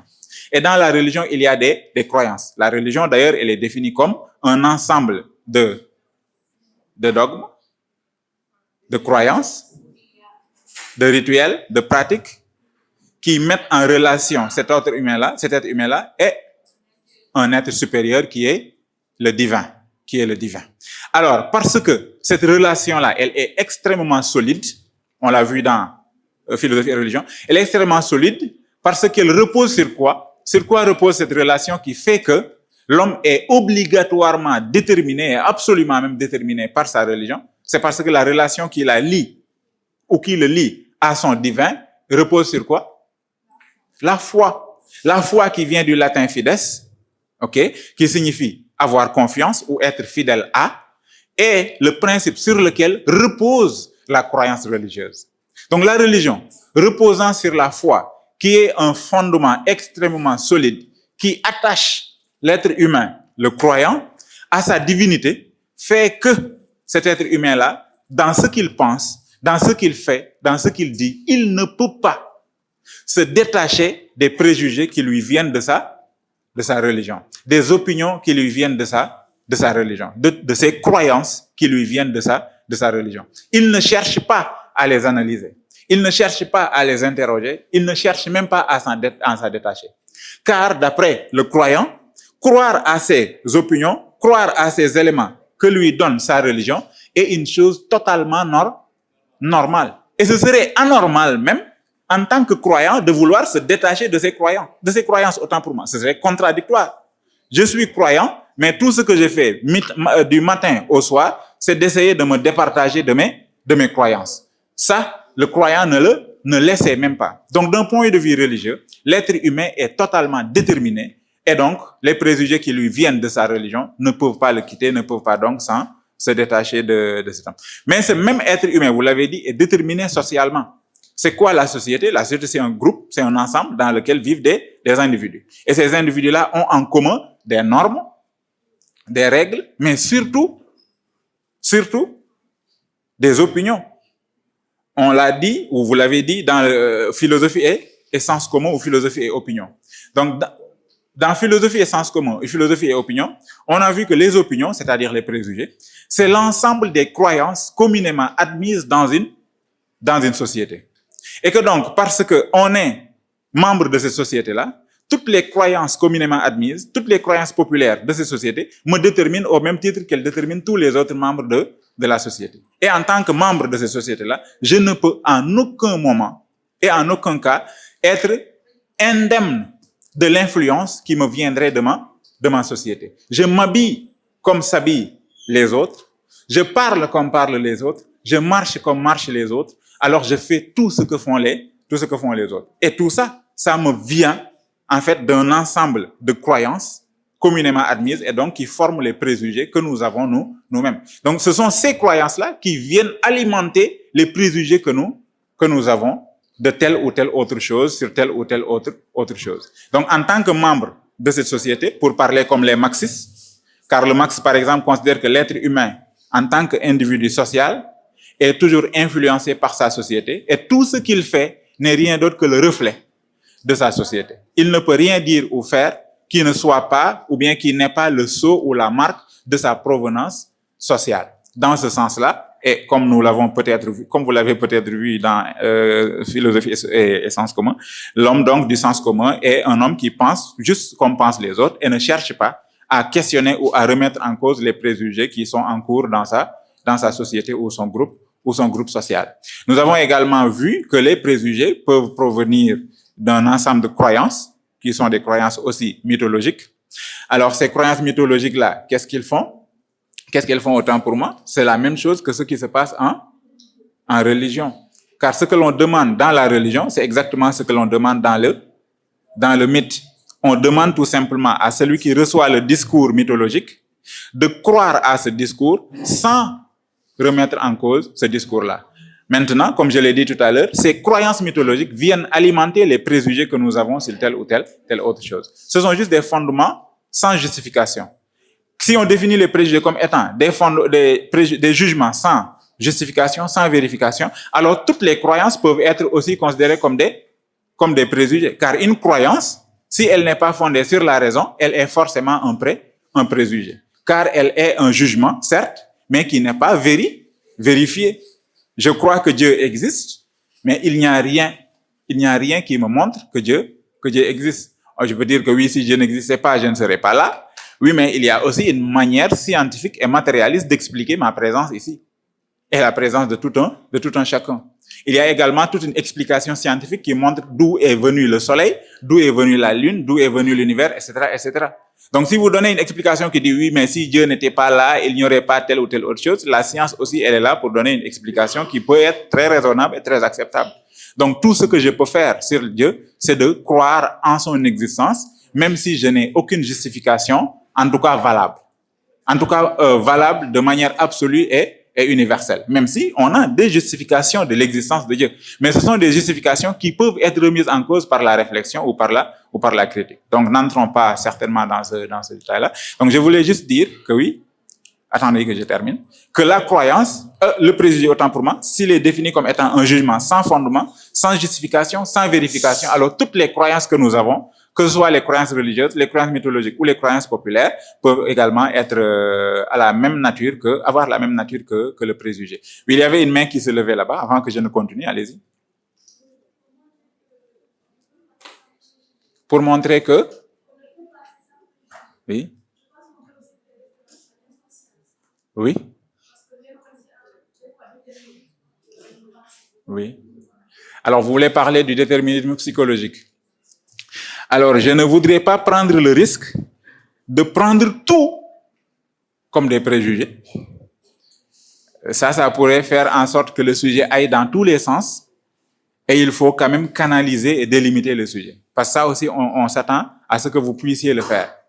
Donner au sujet une délimitation suffisante.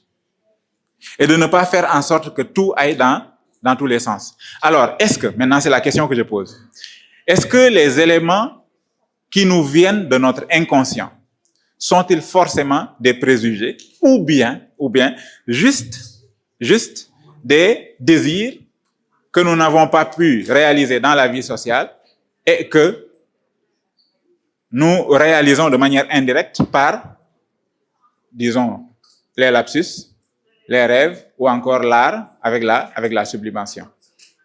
Donc, je voulais vraiment poser cette question pour que vous puissiez faire attention, même si il y a une part de vérité dans ce que vous dites. Parce que la manière dont la société nous influence, s'il vous plaît, la manière dont la société nous influence passe par cet inconscient-là. Donc, inconsciemment, on agit pensant que nous agissons librement, on agit pensant que ce que nous avons comme moyen d'action et pensée viennent de nous-mêmes.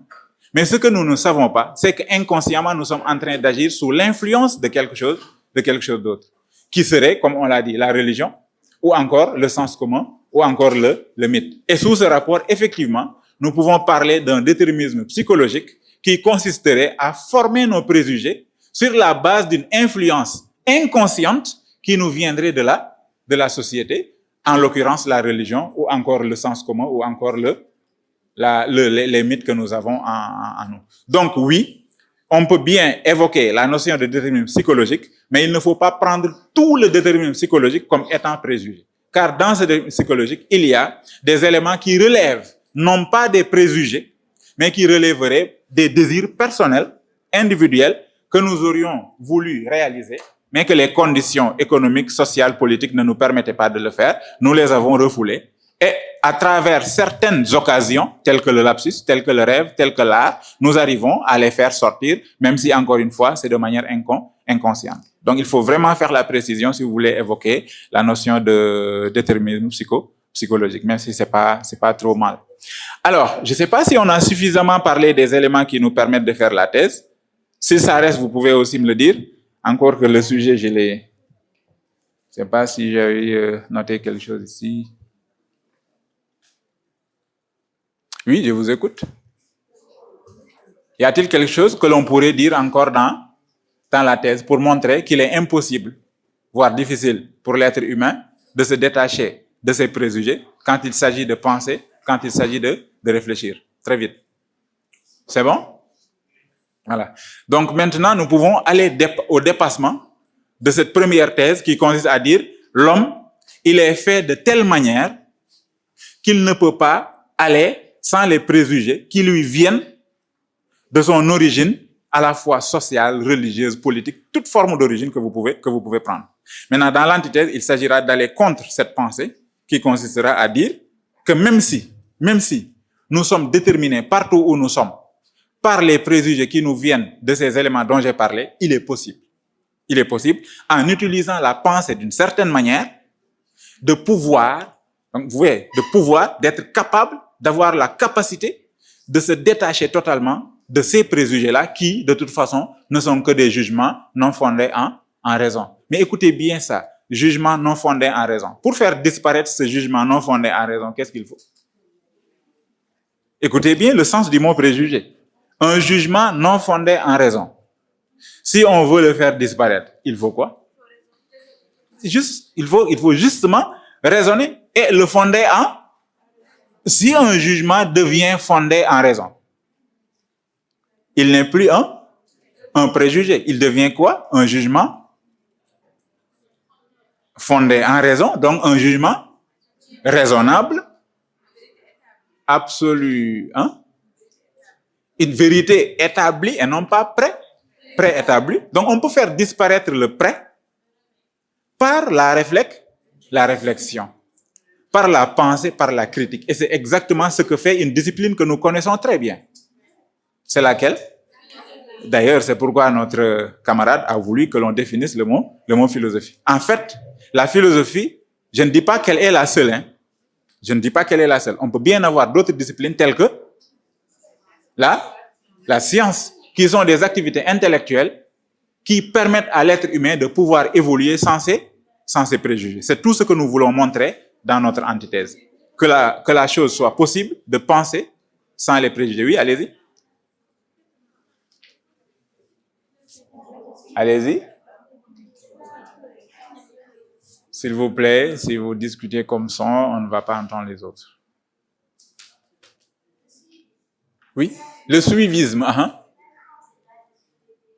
Mais bien sûr, je pense que c'est tout ce que j'ai tenté de dire dans la thèse.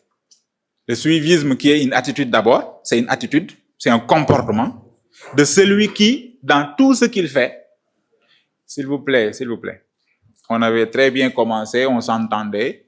Après, si les choses commencent à aller dans tous les sens, ça risque de... Voilà.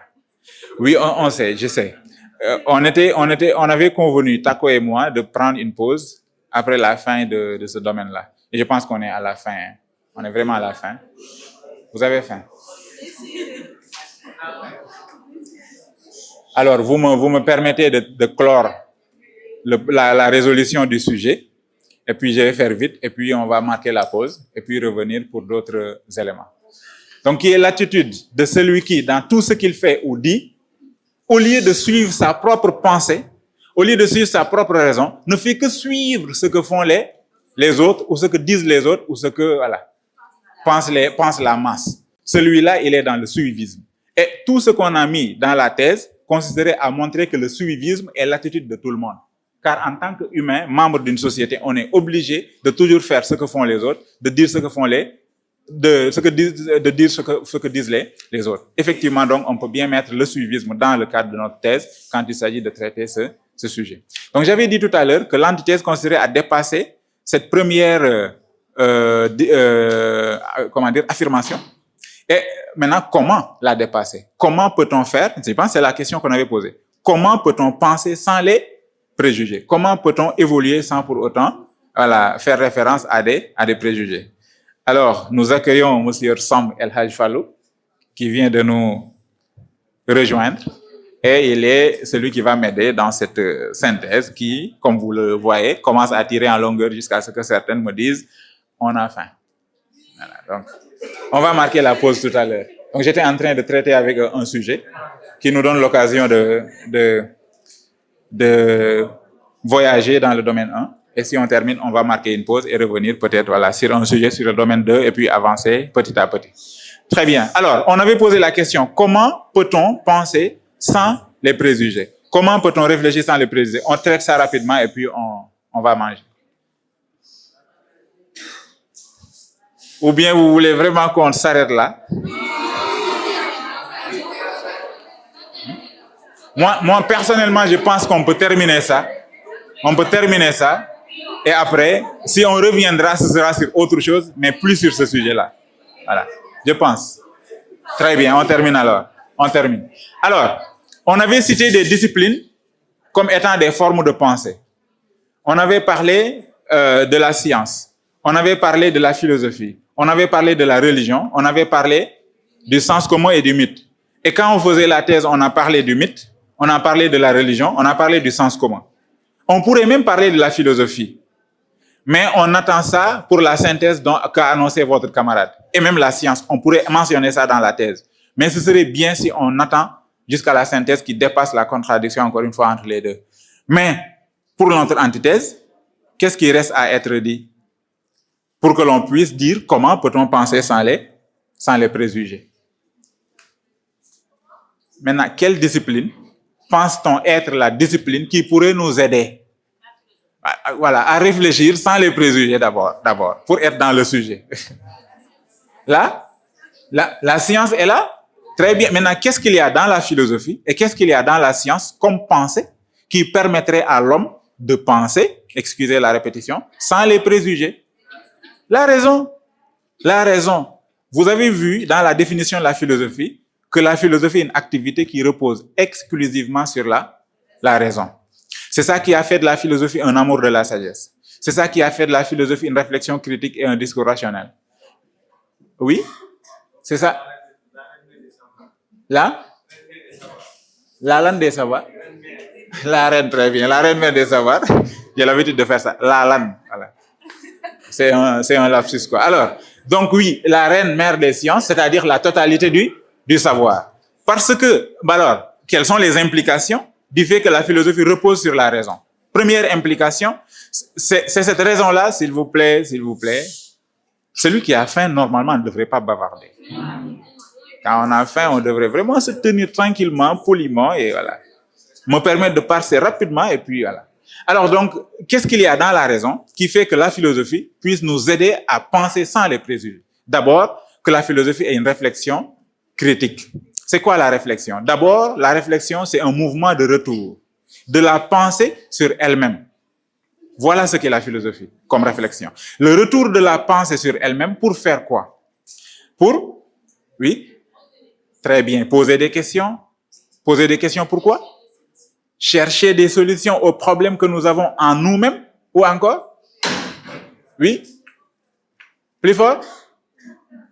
Comprendre, mais avant de comprendre, il faut? Oui, avant de connaître, donc avant de savoir, il faut aussi quoi? Vous avez bien commencé, rechercher, poser des questions, analyser, examiner, critiquer. Voilà ce que fait la pensée si elle retourne sur elle-même. C'est pourquoi d'ailleurs ce retour de la pensée sur elle-même est caractérisé de critique. Philosophie comme réflexion, mais réflexion critique. Donc il y a plusieurs types de pensée, mais la pensée philosophique, elle est réflexive et elle est critique. C'est ça qui fait que la philosophie puisse nous aider à penser sans les préjugés. Sans les préjugés parce que si on retourne sur nous-mêmes et que nous nous mettons à nous interroger, vous l'avez dit, à examiner et analyser, mais on analyse quoi? On analyse nos propres pensées, on analyse nos propres connaissances, on analyse nos propres savoirs. Alors, nos propres savoirs, si on les analyse, si on y réfléchit, si on les examine, c'est dans quel but? J'ai deux réponses, je prends celle-ci d'abord, vous dites? Parvenir à la? J'entends pas la suite. Parvenir à l'incertitude. Mais avant, voilà. Claire certitude, très bien. Je pensais entendre incertitude. Claire certitude, je vais y revenir tout à l'heure, oui.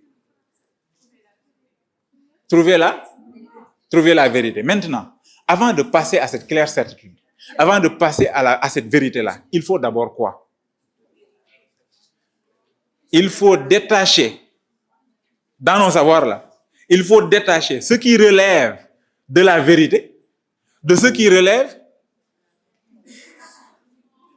mais c'est quoi des préjugés? Le contraire de la vérité, c'est quoi? La fausseté.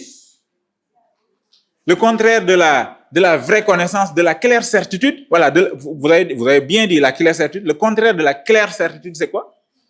Mais c'est l'incertitude. Donc, on pense, on examine, on réfléchit sur nos propres pensées et nos propres connaissances en philosophie et en philosophe dans un seul but. C'est de distinguer dans nos connaissances ce qui relève du vrai de ce qui relève du faux. Ce qui relève de la vraie connaissance de ce qui relève du simple préjugé. Donc, en étant réflexion critique, en étant analyse, en étant examen, en étant interrogation, parce que c'est né de l'étonnement, la philosophie est une activité intellectuelle qui permet à l'homme de penser sans les préjugés. Et c'est également ce que fait la science, car la science et la philosophie, vous l'avez vu dans philosophie et science, ce sont deux activités qui, s'il vous plaît, encore une fois, certes, Madame Silla n'est pas là, mais son binôme est là quand même. Voilà. Alors, le respect que vous devez à Madame Silla, vous le devez à Monsieur Sam. Peut-être pas à moi. Non, ensemble, d'abord, ensemble. Alors, je voulais vraiment terminer. Maintenant, après, vous laissez la parole, poser des questions. D'accord? C'est bon? Ah, mais bien sûr, allez-y, c'est toujours la bienvenue. Partager? Oui. Partage la même? Matrice. Matrice, vous avez dit? Mais plus fort. J'ai cru entendre matrice, c'est bien matrice. Oui. Bon. Dans 5 minutes, on prend une pause. Sans problème, sans problème. C'est très bien, c'est très bien. Donc, on termine et puis voilà. Vous dites? La même matrice. Mais bien sûr, après, qu'entendez-vous par matrice? La même? La même mère. Oui, effectivement. En fait, la science et la philosophie, comme vous l'avez vu dans philosophie et science, partagent le même outil de travail. Partagent, je ne dis pas la même méthode de recherche, hein, mais il y a une méthode qui est commune à la philo et à la science. C'est l'esprit critique. L'esprit critique n'est pas une exclusivité du philosophe. La science également est une activité qui réfléchit de manière critique.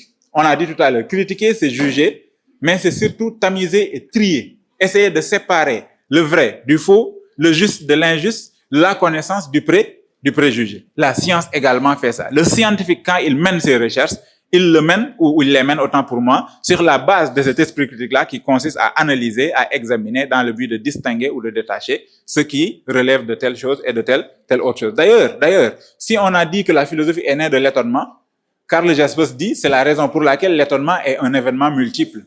Cet étonnement qui fait naître la philosophie pousse le philosophe à s'interroger. Je pense que quelqu'un l'a dit tout à l'heure ici.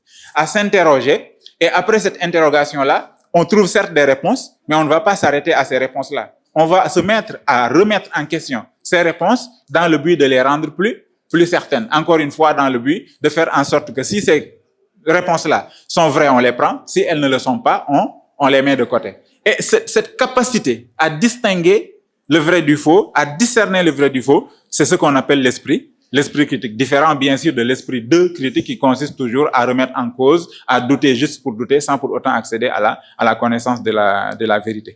Et donc, tout ce qu'on a dit sur la philosophie, c'est sa capacité à réfléchir de manière critique, on peut également le dire de la science qui, de toute façon, utilise aussi la méthode de l'esprit critique comme l'utilise la philosophie. Bien sûr, avec d'autres méthodes telles que la méthode expérimentale, qui peut-être n'est pas forcément la méthode de la philosophie, qui est beaucoup plus spéculative que expérimentale. Donc, qui est beaucoup plus abstraite ou abstraction, comme l'a dit tout à l'heure l'autre camarade, que philosophique. Et ça me pousse aussi à parler de l'intérêt de la philosophie. S'il vous plaît. On pourrait, à partir de ce moment-là, et dans le traitement de cette antithèse, poser la question de savoir quel est l'intérêt qu'il y a à philosopher. Et là, on est vraiment dans les enjeux, finalités et perspectives de la philosophie.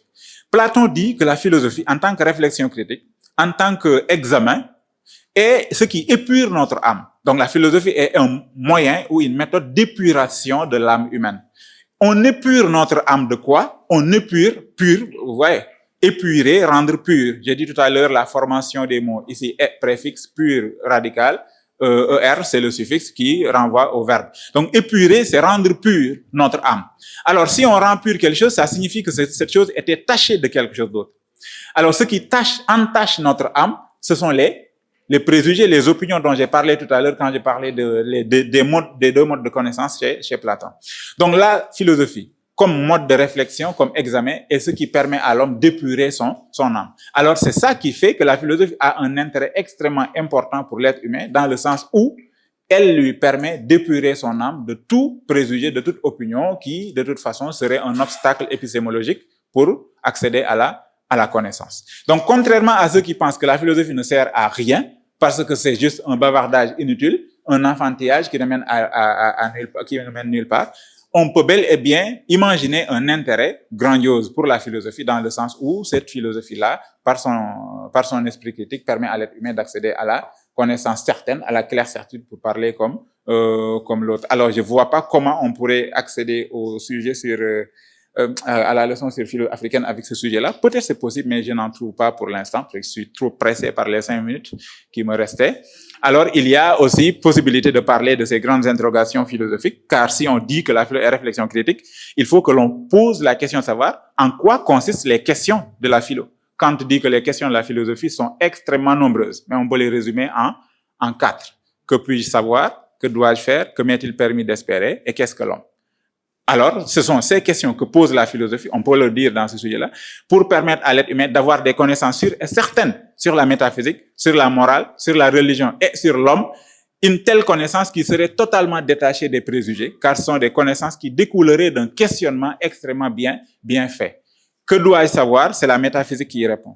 Que m'est-il permis d'espérer? C'est la religion. Que dois-je faire? C'est la morale. Et qu'est-ce que l'homme? C'est l'anthropologie qui y répond. Et il dit que toutes ces questions-là peuvent se résumer en une seule, c'est-à-dire qu'est-ce que l'homme? Donc tout ce que fait la philosophie, c'est d'avoir une connaissance détachée des préjugés qui porterait sur l'être humain. Donc c'est ça qui pourrait donc dire que oui, la philosophie en tant qu'examen critique qui nous détache des préjugés nous permet aussi de connaître la métaphysique, la morale, la religion et l'être humain.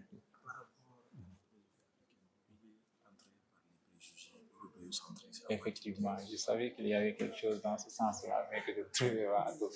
Alors, je termine par le tuyau que m'a donné Monsieur Somme en disant que oui, il y a des préjugés qui ont été donc formulés sur l'Afrique qui disent que l'Afrique est une terre sans raison, une terre sans histoire, une terre sans civilisation. Ici, oui, mais bien sûr, penser sans préjugés reviendrait à penser en philosophe africain en se détachant totalement de tous ces préjugés qui ont été formulés sur l'Afrique et qui font de l'Afrique une terre sans histoire, une terre sans civilisation, une terre sans philosophie. Et c'est exactement ce qu'a fait un courant de pensée philosophique qu'on appelle l'ethnophilosophie, qui a commencé depuis Léo Frobenius, les poètes de la négritude dans les années 1930, et puis après le grand livre fondateur qui est le livre de Placide Tempels, la philosophie africaine, lesquels auteurs fondent ou forment le courant qu'on appelle l'ethnophilosophie, qui consistait à dire que tous ces préjugés qui ont été formulés sur l'Afrique et qui disaient que l'Afrique est une terre sans philosophie, et une terre sans histoire et une terre sans civilisation sont des préjugés tout simplement. Donc des jugements non fondés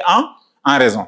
Et tout ce que fait maintenant l'autre courant qui vient après eux, c'est de dire que oui, la philosophie africaine a bel et bien existé. Même s'il y a un autre courant qui vient critiquer cette ethnophilosophie-là, qui est le courant des philosophes animés par Pauline Ntonji, Marcien Toa et les autres, qui consistait à dire que certes, nos ancêtres ont philosophé, c'est vrai. Donc le préjugé européocentriste est un préjugé qui est non fondé.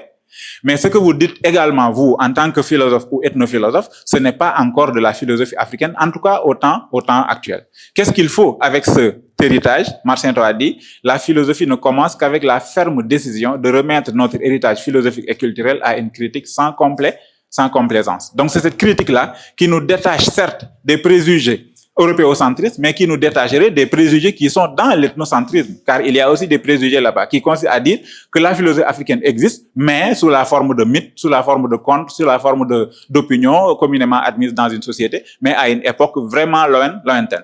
Donc il faut se remettre à philosopher dans le but de se détacher de ces formulations totalement qui est identique à des préjugés pour pouvoir poser le fait que la philosophie africaine existe, mais sous une forme toujours actuelle. Et cette forme-là, c'est la forme qui existe en Europe, en Asie, partout où on est. La philosophie a une seule et unique forme. C'est le fait de remettre en cause, le fait de réfléchir de manière critique. Et donc, c'est ça, philosopher partout où l'on pourrait se trouver. Merci pour ce tuyau, monsieur Samb. Alors donc, c'est là où j'ai marqué vraiment ma pause. Et puis, nous allons pouvoir manger et revenir peut-être avec le domaine 2 s'il plaît à Dieu. Je vous remercie.